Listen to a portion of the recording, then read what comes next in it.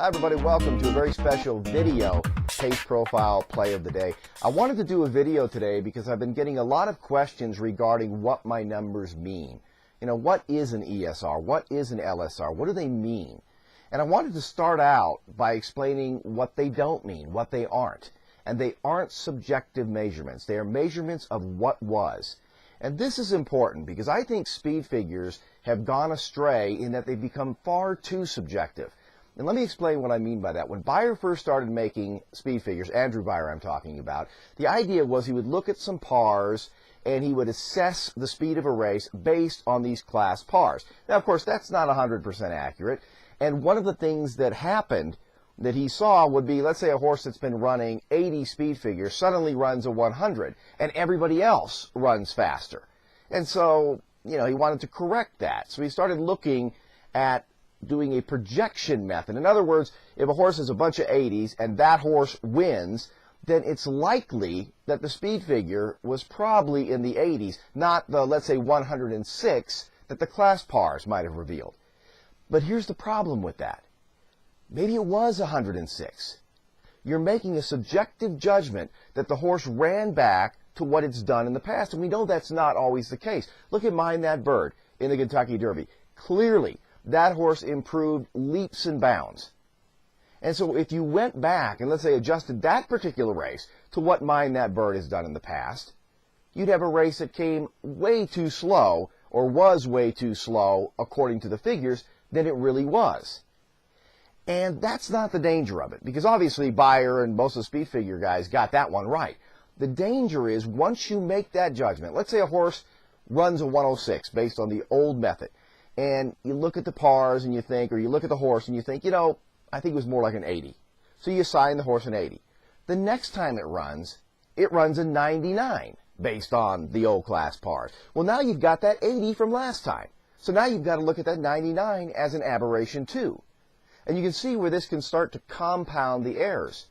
Now, if you look at other speed figure services that look at, like, let's say, ground loss. Well, here's my problem with that. Let's say you have a closer and he lost X amount of ground in a particular race, so you credit him for that amount of ground.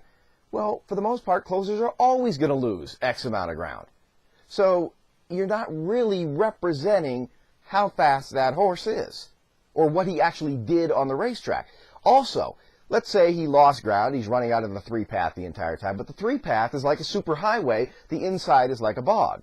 So now you're giving credit to a horse for losing ground when he's actually running on a faster part of the strip. Now, speed figure services, all the guys who do this, try to take all of that into account, whether it be wind, soil, you know, all the different nuances that happen during the day. You have different pars based on when the race was run. And the more that you add in that subjective judgment, the more that you compound those errors, or at least there's the potential that you compound the errors. So I never wanted to do that with my pace figures. I figure it's the job of the end user to make those kinds of decisions. And I think that's where it is best. And I'll give you an example of what I mean. I am well aware that when looking at my late speed rations or my LSRs, that's my measurement of late energy disbursement, that there are differences based on distance, based on surface. In fact, if you look at the average LSR for the various surfaces, turf, a -2 average. This is according to a database study that I did. Dirt is -10. All weather or synthetic tracks, which can really vary in composition, a -9. So now we've got a race that comes up and we're looking at the LSRs and we see a turf horse that's running, let's say, on the dirt, and he's got these great LSRs, and we think, wow, look at this horse. I mean, this is the best closer in the race. This is the winner. But of course, we're ignoring that surface switch. This is where fundamental handicapping comes in. You don't just look at a number, any number, be it a speed figure, pace figure, whatever, and throw out all the handicapping principles. By the same token, if you look at the average LSR for the winner of the Kentucky Derby, it's a -4, actually a -4.4.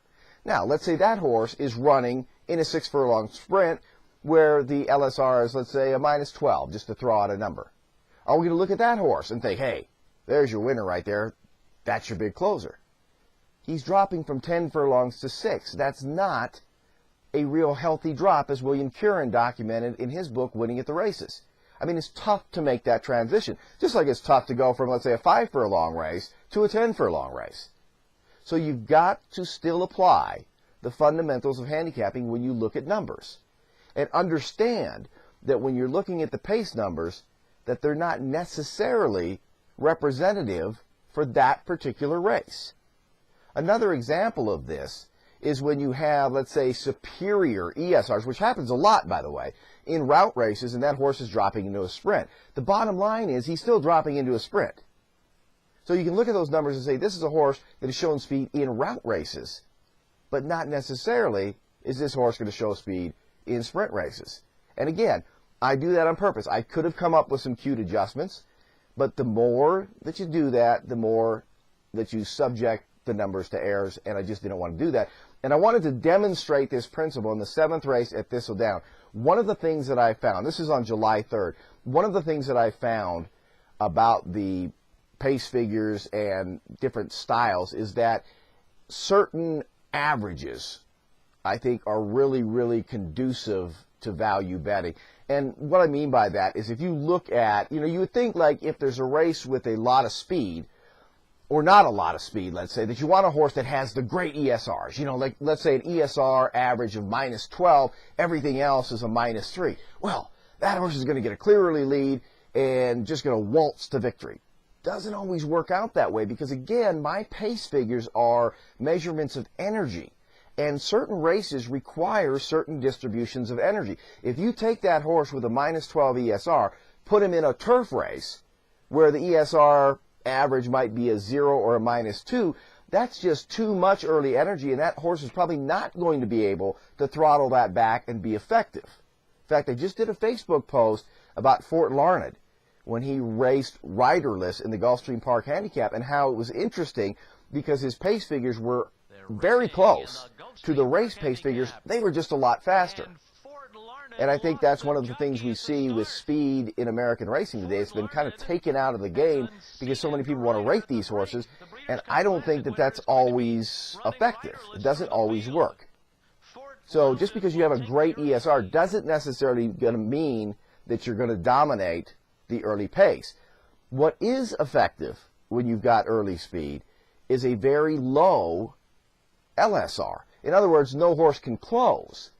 So you're looking for a front runner in that type of situation. Now, in the race that I'm looking at Thistledown, it's kind of a mismatch, or what do you call a mix of the two, in that the number 2 horse, and that is, if I can find it on my screen here, it's Raymond something. I had it just a moment ago. Let's find it. Raymond's Brew, the number 2 horse. He's 9-2 on the morning line. And what I like about this horse is that he leads in both overall speed. You'll see that 1 in the far left box there on the far right-hand side of the report. And he also leads in overall LSRs. And if you notice, the race average LSR is a -18, which isn't horrible, but it's not great either. And the fact that Raymond's Brew now has an edge in last race LSRs, or excuse me, in overall LSRs. He also has an edge in the last race LSR, I was going to talk about that in a second, and an edge in overall speed, I think makes him a strong contender. And then I was going to make the point about that last race LSR that I love to see confirmation of the numbers. If a horse is considered to be the fastest in the field, I like to see that confirmed with a good last race also, as opposed to, those races being further back in his past performances. You really do get a deterioration of the effectiveness of these figures the further you go back. And that's been shown in studies by Bill Benter and others. So it's something to keep in mind. And it's why I only look at the last 3 races, by the way, because I found those to be the most effective. But anyway, if you look at Raymond's Brew, he really does have a nice combination of LSRs, of overall speed, and it's in a race where I think that late kick can be effective. By the way, when I'm looking at an LSR advantage, I really do want the horse to have raced at or below the distance of today in its last race. And again, that goes back to that idea that I don't want a 10 furlong horse competing in a 6 furlong race because, yeah, he might have the best kick, but it's never going to come into play. So that's not the case with Raymond's Brew. So I think he's a pretty good selection in here. Now, the value aspect is always a little bit difficult because if you use my win factor line, that's my computerized fair odds line, that can give you a better idea. But the morning line is not always a great way to assess value, especially at these smaller tracks. And I happen to know that Thistledown has trouble in this area in terms of coming out with an accurate morning line. So you've got to be careful with that. But, 7-2, 3-1, I think right in that area would be fair for Raymond's Brew. This is a horse that actually wins quite often based on database testing. I want to throw out another play too for Saturday on July 4th, and this is going to kind of demonstrate the exact opposite type of race. It is the the 8th race at Belmont Park, and it's on the turf. And you'll notice in this race, there's an average ESR of a +4, so there is no pace in this race. And check out that average LSR, a -2. Again, this goes back to what I was saying. This is typical for a turf race.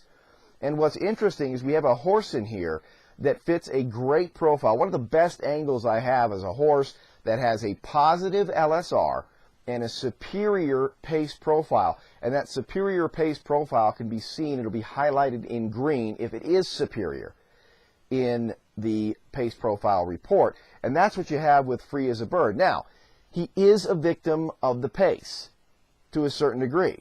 And so you always want to see if there's any decent front runners in here. But if you look at the field, you've got Baffle Me, who's probably the quickest of the quick.